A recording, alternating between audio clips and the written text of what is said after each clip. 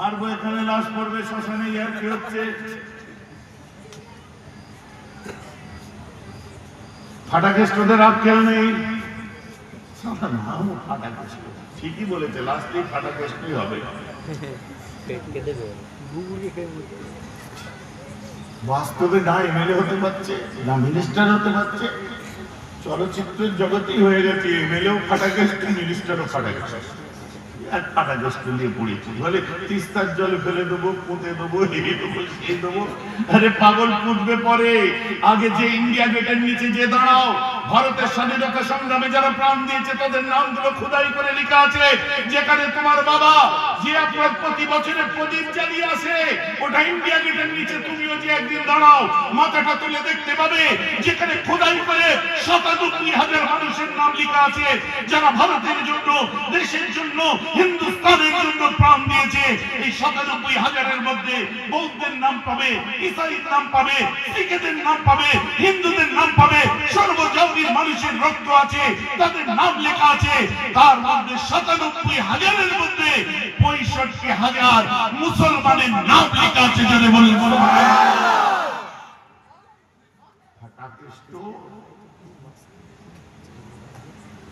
৬৫,০০০ দেশের জন্য প্রাণ দিয়েছে। আজও চলে যাও মিলিটারিদের, দেখো বর্ডারে না হিন্দু, না মুসলিম, না বৌদ্ধ, না খ্রিস্টান, বন্ধুর মতো কাঁধে কাঁধ মিলিয়ে দেশের জন্য তারা প্রাণ দেওয়ার জন্য প্রস্তুত সব সময় আছে। আর তোমাদের মতো মানুষ মন্ত্রী হলে আগে মিলিটারিদের মধ্যেই তো ঝগড়া লাগিয়ে দেবে।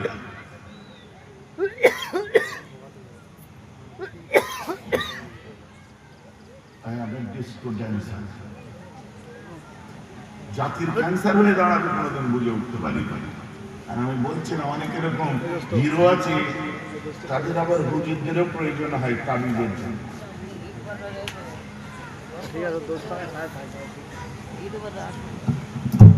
আমার কথা শুনতে খারাপ লাগছে নাকি? আরে যে জাতির ৫ বছরের বাচ্চাটাকে সম্প্রীতি শিক্ষা দেওয়া হয়, যে জাতির আমার রাসূল দুনিয়ার বাদশা, যার তুলনা পৃথিবীর জমিনেতে নেই, perhaps the greatest leader of all times, Muhammad,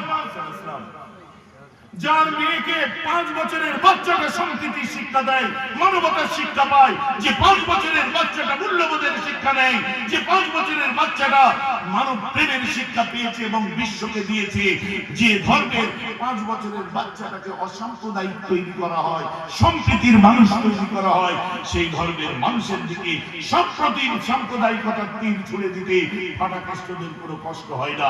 হবেই তো, কারণ এরা তো খুশি করতে চাইছে এদের নেতাদের। মানুষ জাগ্গে জলাঞ্জলি যাক। আমি জানি এই কথা বলার জন্য মানহানি হতে পারে, আর জেলে যাওয়ার ভয় দেখাবেন না। আমরাও বুঝি কোন কথাটা বলতে হয়, কত দূর বলতে নেই। আনাড়ি বক্তা পেয়ে যান যে আমাকে, কথাটা আমার বুঝতে পারছেন?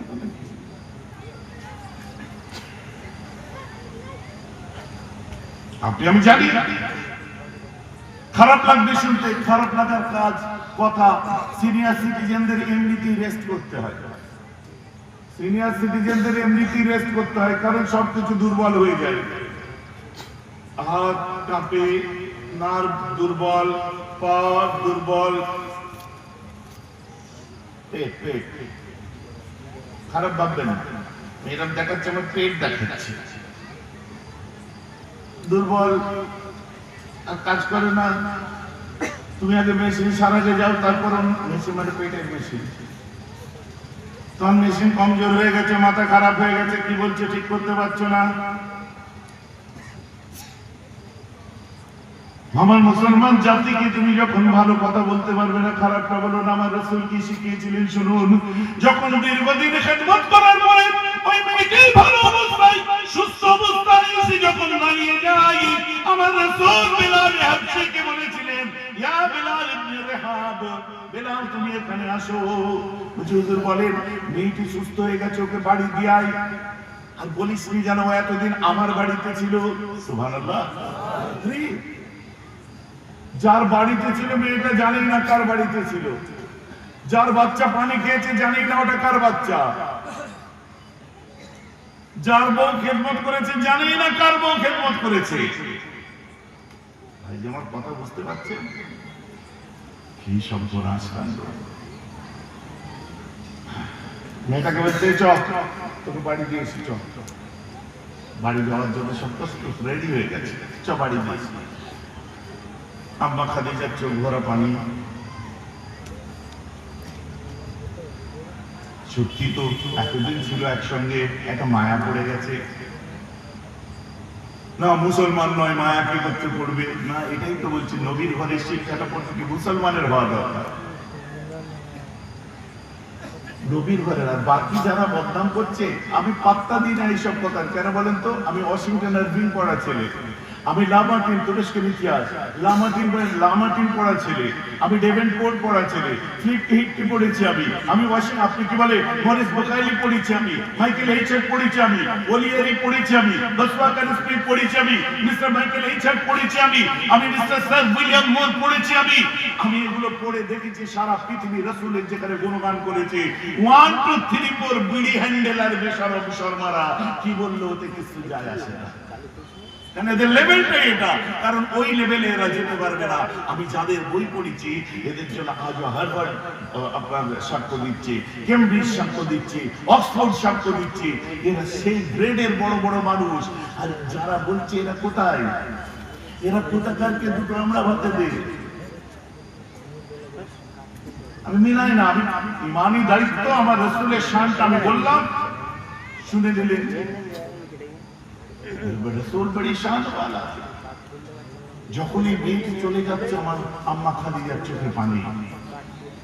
আম্মা ফাতেমা দাঁড়িয়ে আছেন, রাসূল জানালার পাশে দাঁড়িয়ে আছেন, তারপরে হচ্ছে একটা আপনার বড় আড়াল মতো জায়গা আছে, তারপরে দরওয়াজা, মেন দরওয়াজা দিয়ে যখন বার হয়ে যাচ্ছে বাঁদিকের গুচ্ছি মতো ছোট একটা জানালায় আমার রাসূল আম্মা ফাতেমা মধ্যে আম্মা খাদিজা দাঁড়িয়ে আছে। বার হয়ে চলে যাচ্ছে, কিছু দূর যাওয়ার মানে বেরিয়েই সঙ্গে সঙ্গে হযরত বেলালকে বলছে তুই কি মুহাম্মাদের গোলাম নয় তো রে? হ্যাঁ তুইও কি গাধা ওর গোলাম? ওর বেলাল বলছে জি সে যে তুই কি চেঞ্জ হয়েছে, সেটা কি বলছিস? ভালো হ্যাঁ বক্তৃতা দিচ্ছি আমি বলছি আসবো।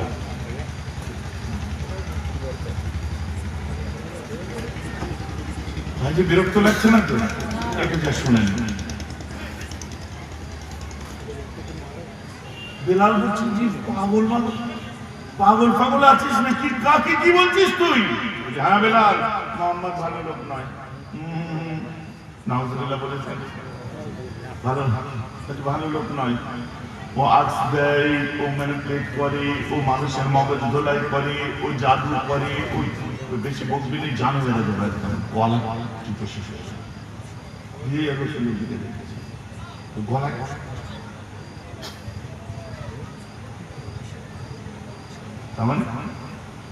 যে গলায় হাত দিয়ে মারতে গেছে সঙ্গে সঙ্গে রাসূল বলছেন না না বেলাল ওকে মারিস না, আমার দয়ার নবী ভেতরটা কেঁপে উঠেছে, বেলাল মারিস না রে।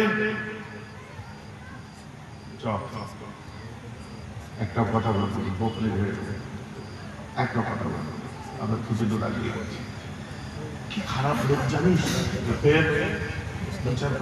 ঠিকই তো বলছি, খারাপ না তো কি? চুপ করে চল, চুপচাপ চল। কিছু দূর যাওয়ার পরে বলছে ও হচ্ছে ধোকাবাজ, ও হচ্ছে ফরেববাজ, ও আপনাকে বলে নিজেও কিছু জানে না, মানুষকে জানতে দেয় না, আজ দেয়। মোহাম্মদ জাদু করে দেয়, একবার জোর দিকে যায় সে আর কোনোদিন ফিরে আসে না। কারেক্ট রাইট, যে রাসূলের দিকে গেছে আর কেউ কোনোদিন ফিরে বলেন না সুবহানাল্লাহ। এই কথা বলতে বুড়ির মাথাটাকে, মেয়েটির মাথাটাকে ধরে আছাড় মারবে, পেছন দিকে তাকিয়ে দেখে রাসূল জোরে জোরে হাত নাড়ছে। না না না বেলাল, ওকে তুমি জানে মেরে দিও না, বেলাল তুমি ওকে মাফ করে দাও, বেলাল তুমি ওকে মেরে দিও না। বেলাল ছেড়ে দিয়েছে। বলছে কি হলো মারছিস আর ছেড়ে দিচ্ছিস কেন? মারবি মার ভালো করে। ওকে ঘুরিয়ে দিয়ে বলছে দেখ কেন ছেড়ে দিচ্ছি, দেখ। ওই যে দাঁড়িয়ে আছে, কে বলতো যাহারে ওই মেয়েটি খুব ভালো, আমার খুব খেদমত করেছে, ওর জন্য আমার জান বড় কাঁদছে রে, ওকে ছেড়ে যেতে ইচ্ছা করছে না। ওই যে দেখ সোনার চাঁদ কে দাঁড়িয়ে আছে, দেখ বলছি ওই বাচ্চাটা আমার সাথে ফুটফুট করে কথা বলতে 5-6 বছর বয়স। ওই বাচ্চাটা ফুটফুট করে কথা বলতে, কত সুন্দর করে কথা বলতে, আর শোনো ওই বাচ্চা আমায় পানি খাওয়াতো। পাশের মানুষটা কে রে, কত সুন্দর বড় বড় চুল, নাক দিয়ে নাক নকশা, অত সুন্দর চেহারা দিয়ে কত জ্যোতি, ওটা কে রে? পাগল কোথাকার, এখনো চিনতে পারিস নি? বলে কে? বলছে যার বউ তোর খেদমত করেছে আর যার বাচ্চাটাকে পানি পান করিয়েছে, ওটা আর অন্য কেউ নয়, ওটা আমার জিন্দুরিয়া।